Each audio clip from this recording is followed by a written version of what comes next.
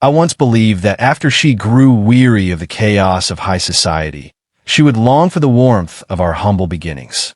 However, she became so consumed by fame and wealth that she had grown to despise our past. By the time she faced failure and returned to our old home hoping for a second chance, she realized that the man who had promised to keep her warm forever was already gone for good. Ava and I grew up together in the same orphanage and had been inseparable since our earliest memories. We went from childhood friends to lovers who cherished every moment together. Shortly after our son was born, her biological parents tracked her down and took her away to become the sole heir of the Sterling family. Our son was raised with an elite education, and his last name was quickly changed to Sterling to match hers. Years later, when I finally placed the divorce papers in front of Ava, she asked me why with a flick of impatience in her eyes. I simply told her that the dinner I had spent hours preparing the night before had gone cold. She looked at the documents and asked if I really intended to leave with nothing and warned me not to be impulsive since our son wouldn't be going with me. Ava never once looked up from her phone screen as her company was on the verge of an IPO. I used to be so incredibly proud of the woman she had become, but now our relationship was nothing more than a pile of shattered pieces. I chose to voluntarily give up custody of our son, Leo. Before we were married, the only thing I truly owned was a tiny studio apartment on the east side of town. When I mentioned the cramped little apartment where we could barely turn around, Ava's expression softened just a fraction.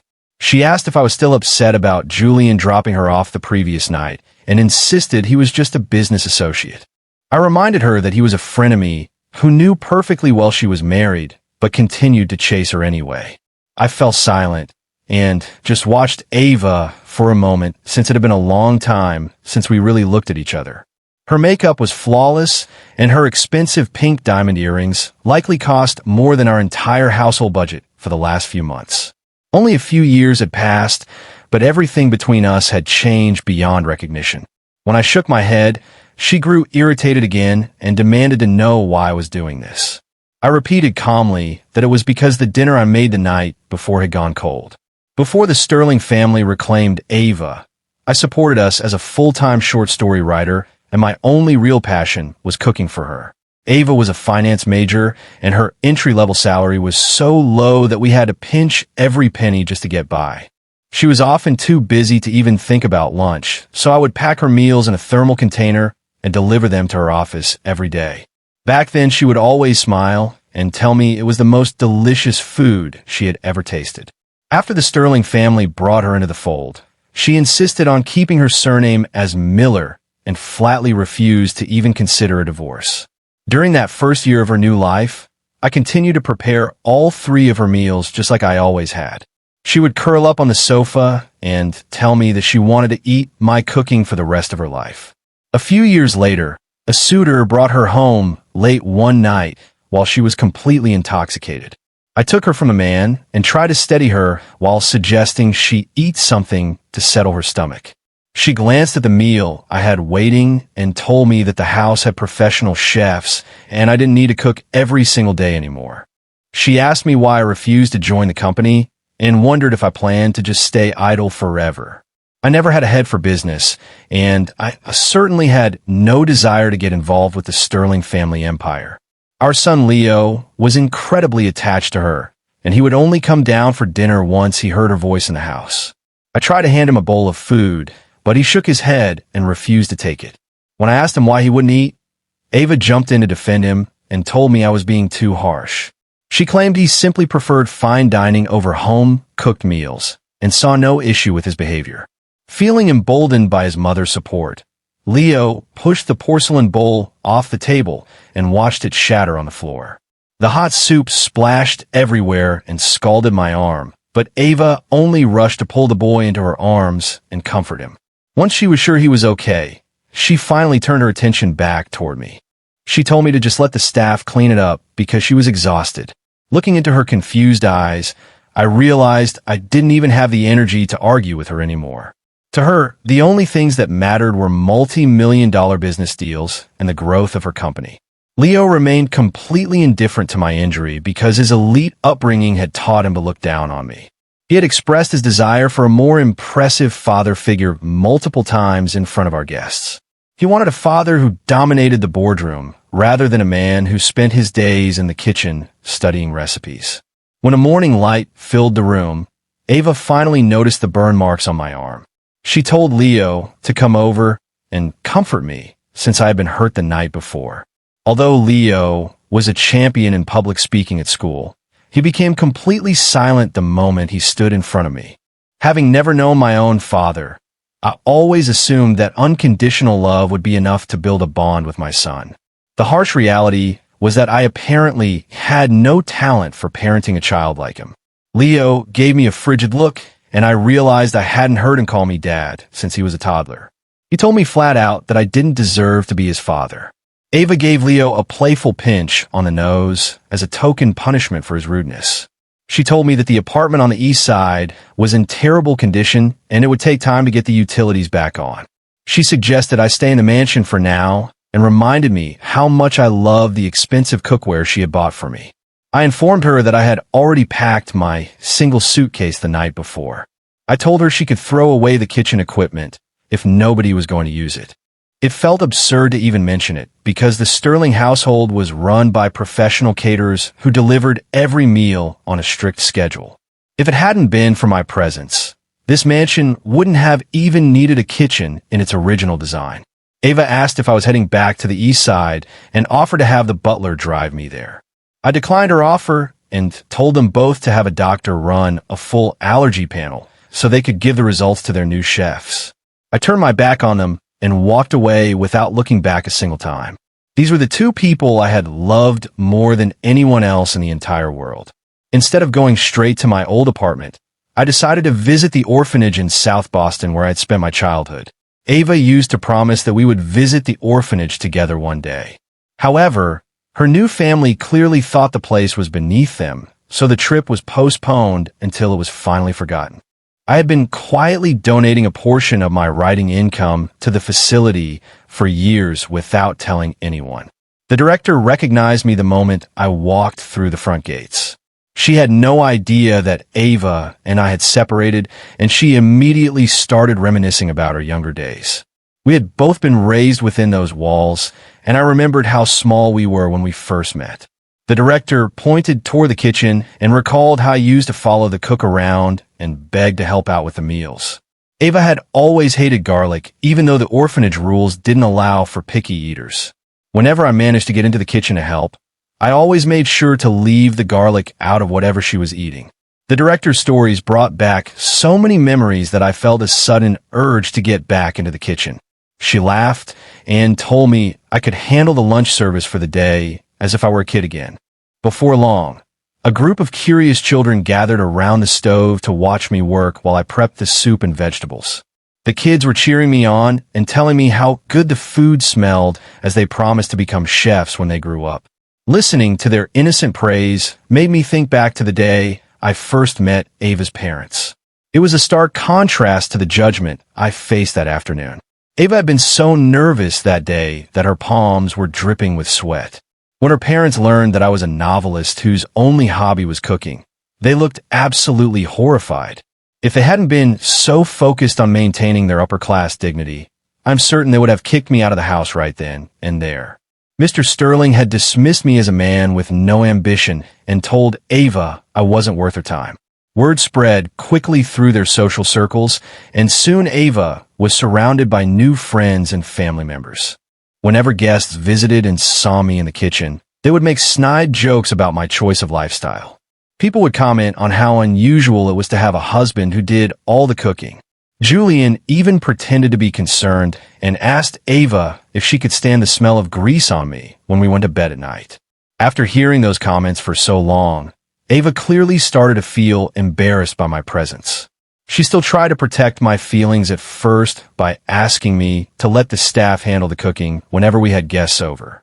She reminded me that the family could easily afford professionals and didn't need me in the kitchen. Eventually, Leo began to mirror her attitude and told me it was embarrassing that his father was just a cook instead of a hero. I spent a few days at the orphanage before returning to my old apartment on the east side to finish packing. I had to push through the flood of memories as I sorted through my meager belongings. When the Sterlings first took Ava away, they told us to leave everything behind because they would provide everything our son could ever need. The furniture in the East Side apartment was frozen in time, as if a pause button had been hit on our old life. I remember thinking I had won the lottery back then, but I didn't realize it was actually the end of my happiness. After I cleared out everything that reminded me of Ava, I fell into a deep sleep and didn't wake up until nearly noon the next day. My iMessage was flooded with over a dozen notifications from Ava. As I was checking my call history, an unknown number called, and it turned out to be Leo's teacher from school. She sounded hesitant as she explained that Leo was refusing to eat his lunch because he claimed I was supposed to bring him a home-cooked meal. The teacher asked if I had forgotten that it was the first day of the new semester. I couldn't understand why Leo was making a scene since he attended one of the most prestigious private schools in the country with a world-class cafeteria. I knew for a fact that the food there was excellent and professionally balanced for nutrition. I remembered the times I had actually made him lunch only for him to bring it home completely untouched. I told the teacher that he didn't need my cooking and that the family chef would be handling his meals from now on. I also made it clear that I was no longer involved and that she should contact Ava for anything regarding Leo in the future. It seemed the teacher had me on speakerphone because I could hear Leo reacting to my words in the background. Suddenly, there was a lot of shouting and the teacher began screaming for Leo to stop running away. She apologized briefly before hanging up the phone to chase after him. I thought back to my own childhood and realized that rebellion is often just a reaction to being abandoned or pushed away. Leo had always been a fairly calm child until his grandparents started insisting that he spend his summers away from me. They did everything they could to ensure he spent as little time in my presence as possible. Leo's warmth toward me began to evaporate until he finally started asking me why I wasted my life on household chores. He would tell me that other fathers flew planes or ran companies while I just stayed home and cooked. Eventually, he stopped speaking to me altogether and acted as if I were invisible. I was reduced to getting updates about my son from the school's parent portal instead of hearing from him directly. He didn't seem to care about our relationship at all, and the Sterling elders were thrilled to see him distancing himself from me. After I hung up with the teacher, I headed to a store in downtown Seattle to pick up some basic supplies for my apartment. While I was comparing prices in the aisle, Ava called me in a panic to ask what I'd said to Leo.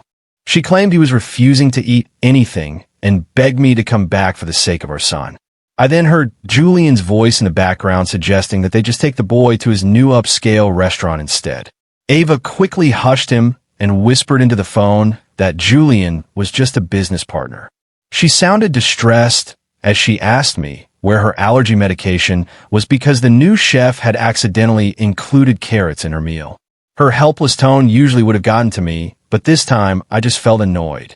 I told Ava that she should just order the medicine online or send a staff member to the pharmacy, since it would be much faster than calling me. I reminded her that I had been begging her to get an allergy test for years to avoid exactly this kind of situation. She was silent for a long moment before asking if I could at least send my recipes to their professional chef. She told me that her grandfather really missed my cooking and accused me of abandoning the family while she was busy running a company. Hearing about her grandfather made my resolve waver because he was the only member of the Sterling family who had ever been kind to me. He was a good man who genuinely appreciated the effort I put into my meals. Despite my affection for the old man, I didn't want anything to do with that family ever again. I told Ava that she could find plenty of recipes online and reminded her that our son had already disowned me. I asked her to respect my decision to start a new life and leave me in peace so we could both move on. I hung up before she could respond and immediately blocked her number so she couldn't call back. The conversation had completely ruined my mood for shopping, and I felt a heavy sense of exhaustion settle over me. I went home and took a quick shower before collapsing onto my bed and falling into a deep sleep. I suppose the stress of the last few days finally caught up with me because my dreams that night were vivid and chaotic. I was back at the orphanage in the dark corners where the teachers never looked and the older kids used to bully the younger ones. In the dream, I was standing in front of Ava and taking the blows for her just like I did when we were children. My mind wandered to the night Leo was born and how I had spent the entire night on my knees outside the delivery room, praying for their safety. I would have gladly given my life to ensure that both Ava and the baby made it through that night. I woke up in a cold sweat to the sound of a torrential downpour hammering against the window of my apartment. The rain felt like a dark omen for things to come as I lay there thinking about our shared history. I remembered a snowy night during our sophomore year of college when Ava ran to meet me outside the library. Her face was flushed from the cold, and she looked absolutely radiant under the glow of the streetlights. She pulled a warm snack from her pocket and insisted I eat it before it got cold. As I took a bite, I felt something hard and discovered a handmade ring hidden inside. Her eyes were sparkling with a love that she couldn't hide as she asked me to build a home with her. It was the most beautiful thing anyone had ever said to me, even without the words "I love you." Eventually, I saved up enough to buy her a real diamond ring that represented every ounce of my devotion. I took her back to the orphanage to visit the director, and that is where I finally got down on one knee. I worked tirelessly as a freelance writer until I finally saved enough to buy our little apartment on the east side. We used to spend hours lying on the floor whispering about our future and our dreams together. It was just the two of us against the world, and we were each other's entire family. We both cried tears of joy the day we found out she was pregnant. It was a stressful time because her employer began pushing her out once they realized she was expecting.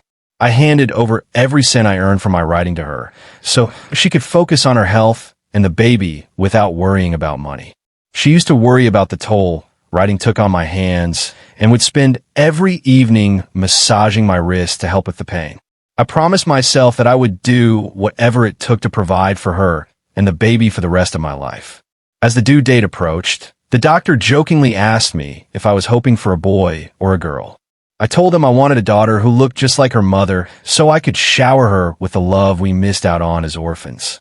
When Leo was born instead, I wasn't disappointed in the slightest. I looked at my son and realized he would grow up to be a man who could help me protect Ava. On the day of Leo's 1-month checkup, Ava dropped a bombshell and told me her biological parents had finally found her. She had been kidnapped as a toddler, and the Sterlings had spent their entire lives and fortunes searching for her. I was genuinely thrilled for her because it meant she finally had the family she had always dreamed of. I was happy that there were more people in the world to love her, but their influence quickly began to push me out of her life. She was forced to take over the family business, which meant a constant schedule of high society parties and meetings with corporate elites. She was slowly becoming a different person right in front of my eyes. She traded her favorite citrus scents for expensive designer perfumes that I couldn't even name. Julian entered the picture when Leo was 4 because his family business had formed a massive partnership with the Sterlings. Suddenly, Julian was a permanent fixture at every event Ava attended. I tried to tell Ava that we were hardly ever together as a family and that it was starting to affect our son. She dismissed my concerns and insisted that Leo was mature enough to understand the demands of her new life. When I tried to push the issue, she accused me of being insecure and told me I simply didn't understand how the business world worked. I went back to my old routine of writing and working out while spending my free time perfecting my culinary skills. One afternoon, I was interrupted mid-shower by a loud banging on my front door. I wrapped a towel around my waist and opened it to find a strange man who introduced himself as the Sterling's personal chef. I tried to slam the door in his face, but he jammed his foot in the way and begged me to listen. He claimed he was there to learn my recipes because Ava and her father were refusing to eat his food and had lost a significant amount of weight. He also mentioned that the grandfather was very ill and was asking for one last taste of my cooking. I dried my hair and told him that I wasn't his boss and that his emotional manipulation wasn't going to work on me. I threatened to call the police if he didn't leave my property immediately. The man looked defeated as he finally pulled his foot back and trudged down the hallway. No sooner had the chef left than my phone rang with another unknown number. It was Ava, and she was hysterical because Leo was throwing a tantrum and demanding my signature fried rice. She scolded me for being a bad father because Leo had just hit his head while running through the house in a rage. She complained that none of his tutors could handle him, and then reminded me again that her grandfather was dying and wanted to see me. I had always promised to never make Ava feel like she was less than me, but hearing her beg like this only made me feel disgusted. All I could feel was a deep sense of irritation and disappointment at the woman she had become. I had spent years ignoring the insults of high society while I cooked every meal for my family. I never believed that domestic work was beneath a man or only meant for servants. To me, love meant taking care of every little detail for the people I cared about regardless of traditional gender roles.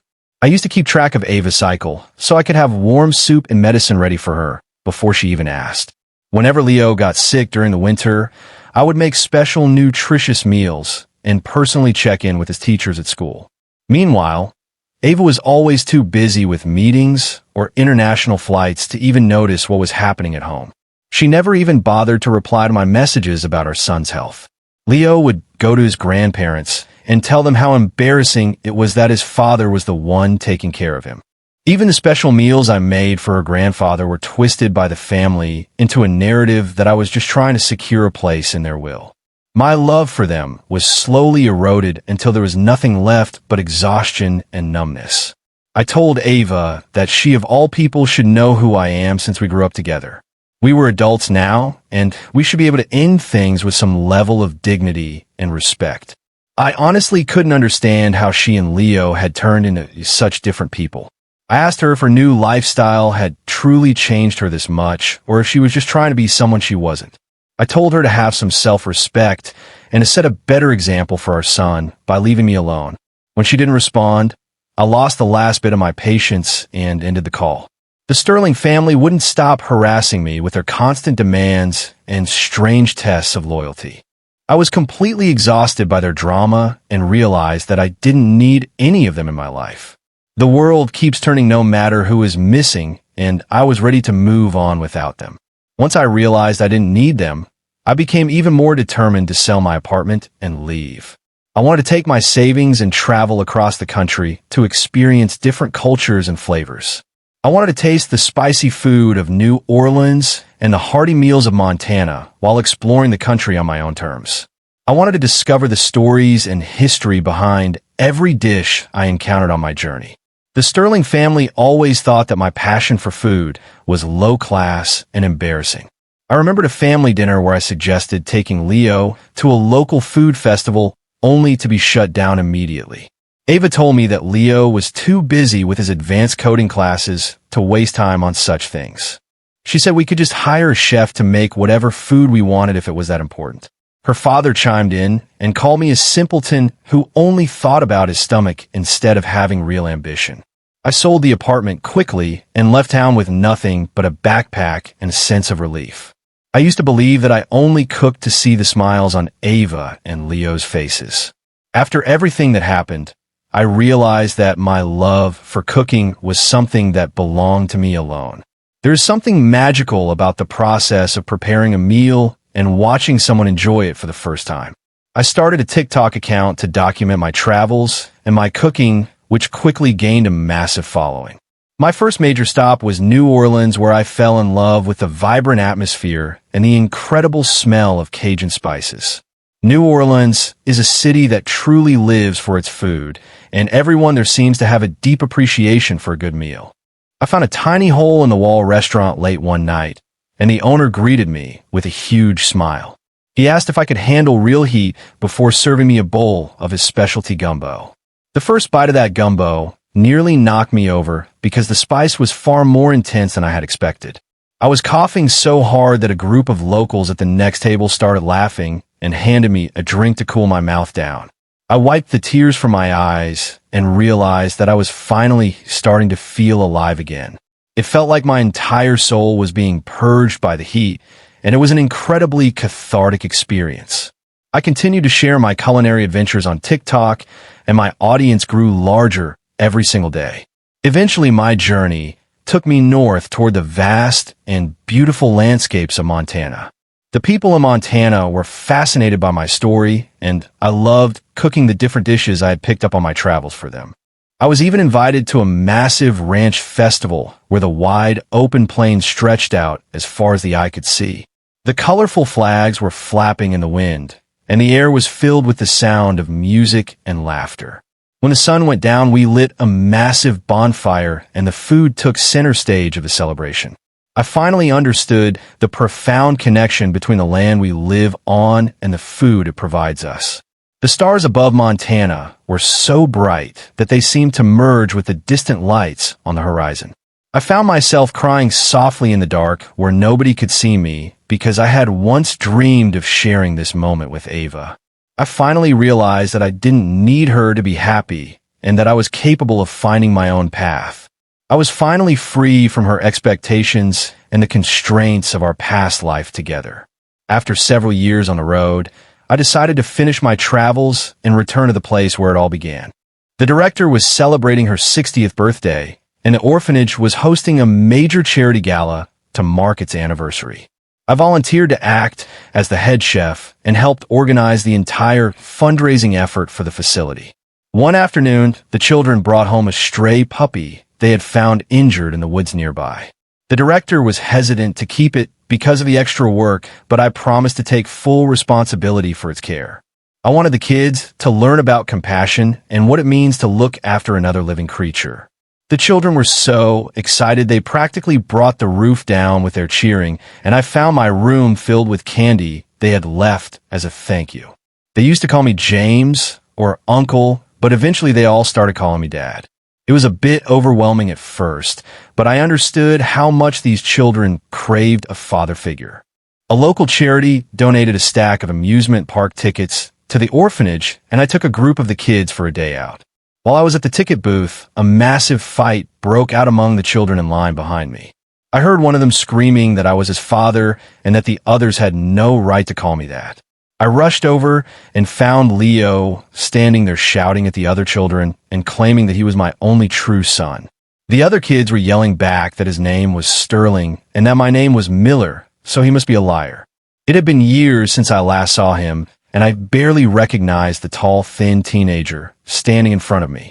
I pulled the children apart and demanded to know who had started the physical altercation. Leo looked down at his feet and admitted that he had thrown the first punch because he couldn't stand the other kids calling me their father. I gently removed his hand from my shirt and knelt down so I could look him directly in the eye. I told him that violence was never the answer and that he needed to learn how to control his temper. Leo started crying and asked if I had truly abandoned him forever. Before I could answer, Ava appeared and told me that our son had missed me terribly during the years I was away. Ava looked as polished as always, but she couldn't hide the deep exhaustion etched into her face. I used to spend my nights imagining our reunion and wondering if I would break down or scream at her. Now that she was actually standing there, I felt absolutely nothing but a strange sense of calm. Leo was still making a scene, and Ava was completely unable to get him under control. I walked over and told him that he had become a massive disappointment in the time I had been gone. He looked shocked because he probably expected me to welcome him back with open arms instead of a lecture. I pointed out that he was the one who started the fight and that he hadn't even apologized for breaking another child's toy. I also called him out for lying about the wooden puppet I had made for him years ago. I reminded him that I saw him throw it in the trash myself because he thought it was beneath him. I used to have such high hopes for Leo and wanted him to grow into a man of character and strength. Looking at him now, I realized that he meant no more to me than any of the other orphans in my care.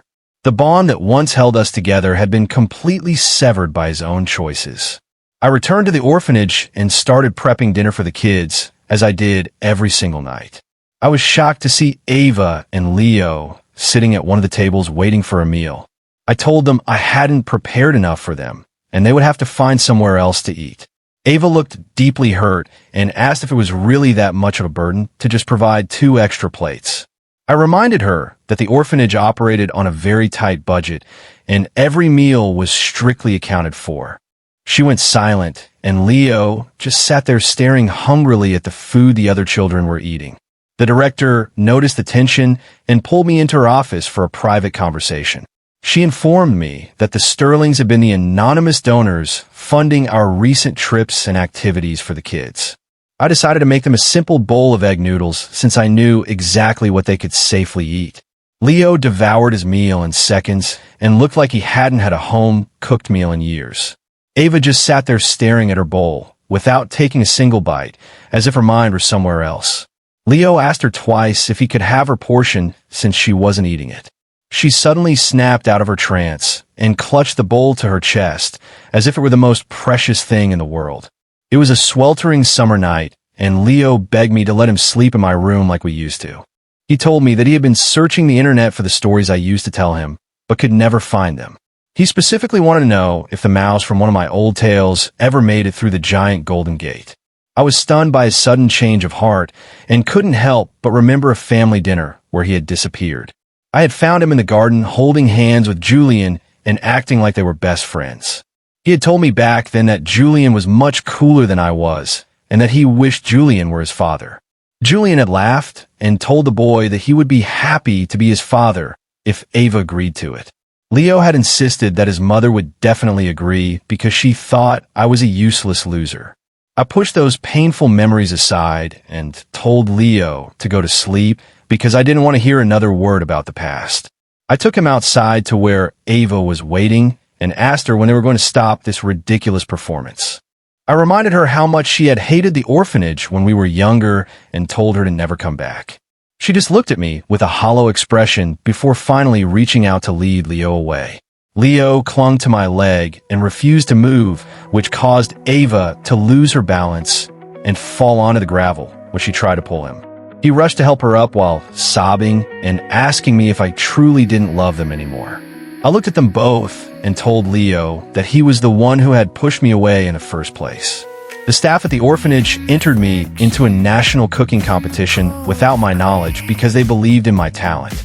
I decided to go along with it because I realized it would be a great way to raise awareness and funding for the kids. I was shocked when I actually made it all the way to the final round of the televised tournament. The theme for the finale was focused on memories, and I decided to stick to my humble roots. When the host asked why I had prepared a simple plate of fried rice for the final, I told them that it was the favorite meal of every child at the orphanage. I wanted to show the world that the most meaningful food isn't always the most expensive one. I eventually found myself back at the Sterling estate because the grandfather was on his deathbed and had specifically requested me. He wanted one last bowl of my homemade wonton soup before he passed away. Her parents looked incredibly uncomfortable as they sat across from me in the formal living room. I bypassed her parents and went straight to the grandfather's bedside to see how he was doing. He asked me if there was any hope of a reconciliation between me and Ava, but I couldn't bring myself to lie to a dying man. I told him that I would always respect him as a grandfather, but that my life with Ava was officially over. I told him that I had loved Ava more than my own life once upon a time, but that time had passed. He sighed and said that life has a cruel way of tearing people apart when they least expect it. We suddenly heard a crash from the hallway and discovered that Ava had dropped a glass of water after overhearing our conversation. Julian was waiting for me outside the mansion and was leaning against his car while smoking a cigarette. He asked me what made me so special and why Ava was still obsessed with me after all these years. I just shrugged and told him that their relationship drama had nothing to do with me anymore. Julian lost his temper and grabbed me by the collar as he yelled about the night Ava got drunk and how I had supposedly abandoned her. He was furious that I had left her alone with him while she was calling out my name in her sleep. Ava stepped between us to stop the fight, and Julian stormed away after crushing his cigarette under his shoe. Ava begged me to come back and insisted that I must still love her deep down in my heart. I took a step back and told her that I had already made my feelings clear to her grandfather. Her lips began to tremble, and she started crying as she realized that I was truly never coming back to her. I noticed that a certain anonymous follower was always the first to join my live streams on TikTok. On New Year's Eve, I was making a large batch of dumplings and asked my viewers to guess what the filling was. Nobody could figure it out until the top donor correctly guessed that they were filled with sauerkraut. The user went offline immediately, which confirmed my suspicion that it was actually Ava watching me from afar. When I went outside at midnight, I found her and Leo standing in the snow with a container of food. I looked at the meal they had prepared and told them that it had already gone cold, just like our marriage. The greatest regret of my life was the day I told my father that he didn't deserve to be my parent. My family was surrounded by wealthy and powerful people, but none of them could provide the true warmth and comfort he did. On the year I turned 18, I received the news that my father had collapsed at the orphanage. The doctor explained that an old head injury had caused a blood clot that finally proved to be fatal. My mother nearly fainted when she heard the news and couldn't stop shaking from the shock. I later learned that the injury happened years ago when he was in a car accident while trying to deliver a meal to her at the hospital. When my mother took her own life at the age of 45, I found my father's old diary clutched in her hand. I read the entries where he spoke about his love for her being larger than the entire universe. The final entry simply stated that he was leaving because he realized that his family no longer needed him. The journal ended on that heartbreaking note, and my mother had added a single line underneath. It's saying she was sorry and was coming to find him. I realized then that my actions had helped destroy everything that ever mattered to us. I was left all alone in the world as a child with no parents to call my own. James passed away on the quiet hills behind the orphanage, and Ava died with his memories held close to her heart in his diary. He was the man who stayed by her side through the darkest times, only to be discarded once she found fame and fortune. By the time she realized his worth, it was far too late to fix what she had broken, and the door to their past was closed forever.